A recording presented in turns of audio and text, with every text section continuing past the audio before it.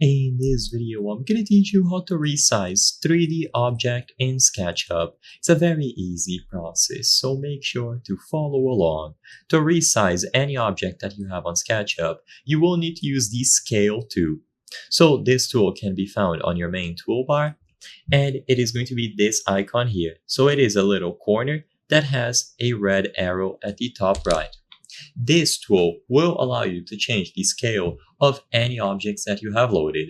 So click on the Scale tool and then select the particular object. So you will see a bounding box with tiny grips at the end. All that you have to do is use your mouse to select that. You can also change the length over here, and all of the full instructions will also be present. So you can type in the length manually if you prefer, or as you can see, click to create a guide or enter the distance to resize the model. By pressing Ctrl, you can toggle the Create Guides and arrow keys to toggle.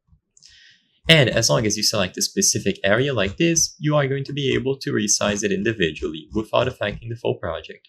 If you have a full model, then you can click on the entity, and like I said before, use these green boxes. So in this example, if you drag this box over here, it would stretch in this axis.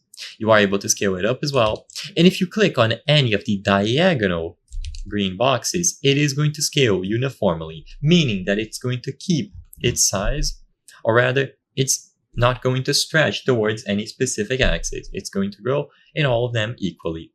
So if you click on ones that have been placed on the corner, you will see this dotted line indicating that it will scale properly.